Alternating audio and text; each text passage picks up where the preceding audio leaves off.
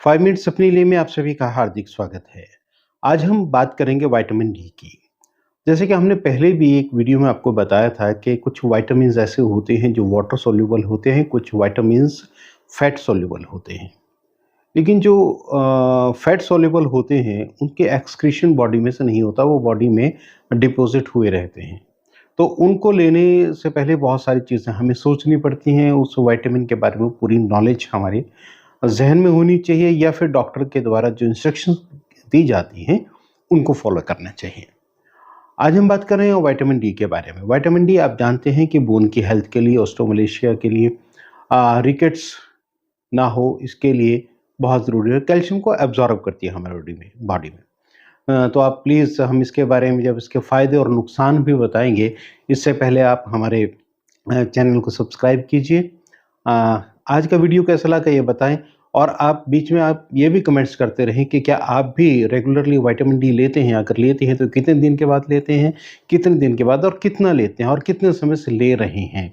क्या आप अपनी मर्ज़ी से ले रहे हैं या आपके डॉक्टर ने आपको बताया हो? ये कमेंट्स आप हमें ज़रूर लिखें। हाँ, तो बात हो रही थी विटामिन डी की। विटामिन डी जो हम खाते हैं मेडिसिनल सप्लीमेंट के रूप में विटामिन डी लेते हैं, वो उसका एक्टिव फॉर्म नहीं होती। वो हमारे लीवर में जाके कन्वर्जन होती है उसकी 25 हाइड्रोक्सी कोल कैल्सिरोल के रूप में, जिसे हम 25 एचसीसी भी कहते हैं।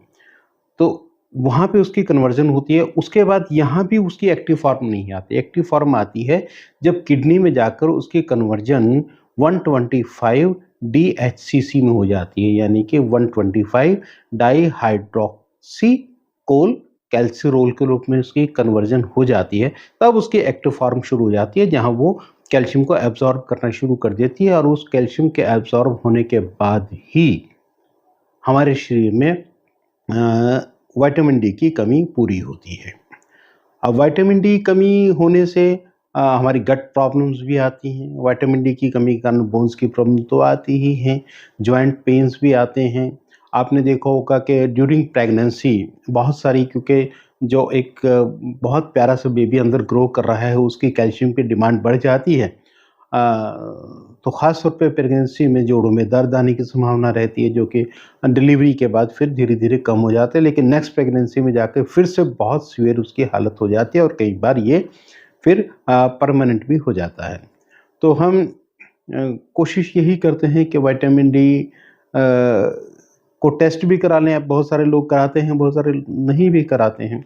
आपने एक चीज़ और देखी होगी कि आजकल, क्योंकि हम लोग एसी में रहते हैं पूरा दिन। अब सोसाइटी का रंग-ढंग ऐसा हो गया है कि ऑफ़िस एसी हैं, घर में एसी हैं, हम गाड़ी में चलते हैं उसमें भी एसी हैं। अ, अल्ट्रा वायलेट रेज़ जो सूरज की हैं, वो हमारी स्किन के माध्यम से हमें बहुत सारा विटामिन डी हमारी स्किन प्रोड्यूस करती है उसमें। अल्ट्रा वायलेट रेज़ की उपस्थिति में तो अल्ट्रा वायलेट रेज़ से तो हम बचना चाहते हैं, सूरज की किरणों से हम बचना चाहते हैं। बहुत सारे मजबूरी के कारण, बहुत सारे जानबूझ के। मजबूरी के कारण तो ये कि कुछ लोगों को सन से एलर्जी हो जाती है, तो वो सनस्क्रीन लोशन लगा के बाहर निकल सकते हैं और कोई ज़रूरी नहीं कि हम फेस के सामने ही, फेस पे ही लें, हम बैक पे भी ले सकते हैं। अ, लेकिन स्किन थोड़ा-सा ओपन हो, उस पोर्शन पे अगर आए कि अल्ट्रावायलेट रेज़, तो हमें ज़्यादा फ़ायदा होगा। लेकिन ये गर्मियों की स्थिति है, गर्मियों की स्थिति में तो विटामिन डी की कमी होने की संभावनाएँ बहुत ज़्यादा हो जाती हैं। लेकिन सर्दियों में विटामिन डी की कुछ कमी हम पूरी कर लेते हैं। जब हमें ठंड लगती है तो हम बाहर धूप में बैठ जाते हैं, तो हमारी स्किन विटामिन डी प्रोड्यूस कर देती है।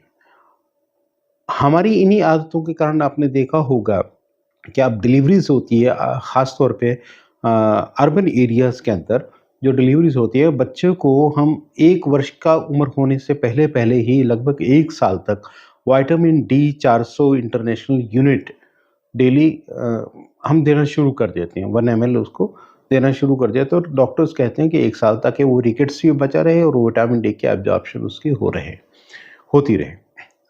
लेकिन पहले के ज़माने में क्या होता था कि बच्चे बाहर खेलते थे और माएँ भी, और घर में दादा-दादी या नाना-नानी, घर के बड़े बुजुर्ग, ताऊ, चाचा, कोई भी, वो बच्चों को लेके बाहर धूप में बैठ जाते थे। लेकिन अब तो हम धूप से परहेज़ करते हैं, ना बड़े बैठते हैं, ना छोटे बैठते हैं धूप में।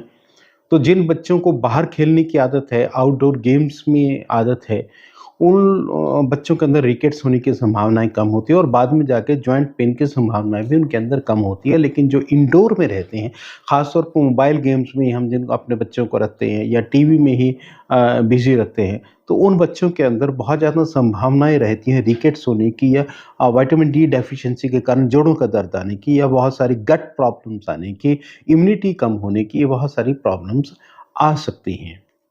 तो अब बहुत सारी जो चाइल्ड वेलफेयर के लिए में लगी हुई ऑर्गेनाइजेशंस हैं, वो बार-बार किसी न किसी माध्यम से हम लोगों को प्रेरित करती हैं कि हम अपने बच्चों को आउटडोर गेम्स की तरफ लेके जाएँ।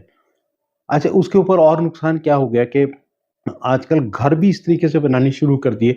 आप ख़ास तौर पे जाके देखें फ्लैट्स जहाँ पे ब्राइट सनशाइन या ब्राइट घर के अंदर रोशनी, तेज़ रोशनी नहीं आती, अंधेरा-अंधेरा सा घरों में रहता है और उस अंधेरे-अंधेरे से कई बार दिलों में भी अंधेरा हो जाता है। तो वो जो छोटे-मोटे शीशे कहीं लगे होते हैं, वो भी कर्टन से ढके होते हैं, तो एक सनशाइन जो अंदर आनी चाहिए, वो नहीं आती है। तो अंधेरा-अंधेरा से रहने से और विटामिन डी की कमी हो जाती है, हमारी स्किन और कम प्रोड्यूस करती है विटामिन डी। तो अब आप ये सोचेंगे कि इतने फ़ायदे हैं विटामिन डी के, बहुत सारे लोग क्या करते हैं कि बिना बात के एक बार डॉक्टर ने सजेस्ट कर दिया था, तो हर हफ़्ते अब विटामिन डी लिए ही जा रहे हैं, सालों से लिए जा रहे हैं। अगर ये एक्सेसिव हो जाए, बॉडी के अंदर एक्सेसिव एक्यूमुलेट हो जाए, तो जहाँ ये बोन्स की सेहत के लिए बहुत अच्छा है, बोन की पेन को ठीक करता है, वहीं अगर ये एक्सेसिव ले लिया जाए, तो ये बोन्स के अंदर पेन भी शुरू कर देता है। गैस्ट्रिक इरिटेंट भी हो जाता है, कई बार इरिटेबिलिटी हो जाती है, नोज़िया हो जाता है, वोमिटिंग टेंडेंसी हो जाती है। बहुत सारी चीज़ें मतलब ऐसी हो जाती हैं जहाँ हमें मतलब मैं बता नहीं सकता कि कितनी कॉम्प्लिकेशंस आ सकती हैं। तो प्लीज़ एक एक रिक्वेस्ट है मेरी कि अननेसेसरीली आप वीडियोज़ भी देखते हैं, लोगों के मुँह से सुनते हैं कि विटामिन डी के बहुत फ़ायदे हैं, तो अननेसेसरीली विटामिन डी ना लिया करें। आप प्राकृतिक रूप से लें और अगर विटामिन डी की कमी है, तो विटामिन डी की डोज़ उतनी लें जितनी डॉक्टर आपको बताए। क्योंकि एक चीज़ भी मान के चलें, हालाँकि बहुत सारी डाइट ऐसी हैं जिनके अंदर विटामिन डी होता है, जैसे साल्मन फिश है, जो ऑयली फिश होती है, लीवर है, जो लोग नॉन-वेज हैं, लीवर खाते हैं, उनके उसके अंदर भी विटामिन डी होता है। मशरूम के अंदर विटामिन डी होता है, सोया के अंदर विटामिन डी होता है, बनाना के अंदर मैग्नीशियम होता है, जो थोड़ा-सा विटामिन डी की प्रोडक्शन में हेल्प करता है। तो ये होते हैं, लेकिन डाइटरी सप्लीमेंट्स कभी भी विटामिन डी की डेफिशिएंसी को कम नहीं कर सकते। डेफिशिएंसी को तो या तो सन रेज़ दूर कर सकती हैं या फिर मेडिसिनल जो सप्लीमेंट्स आते हैं, वो ही दूर कर सकते हैं। तो आप प्लीज़ एक चीज़ का ध्यान रखें कि डाइटरी सप्लीमेंट्स तो ले ही लें, लेकिन सूर्य का प्रकाश जब सर्दियाँ आएँ तो उसे ज़रूर ज़्यादा से ज़्यादा लें। उसके अलावा जो डॉक्टर बताए, उतना ही आप विटामिन डी लें, अपनी मर्ज़ी से लगातार लंबे समय तक विटामिन डी का प्रयोग ना करें। और जितने भी फैट सॉल्युबल हैं विटामिन्स, चाहे वो विटामिन ए है, ई है, डी है, प्लीज़ इनका प्रयोग डॉक्टर की प्रेस्क्रिप्शन के बिना, डॉक्टर की एडवाइस के बगैर ना करें। आप सभी 5 मिनट्स अपने लिए जुड़े, आप सभी का बहुत-बहुत धन्यवाद।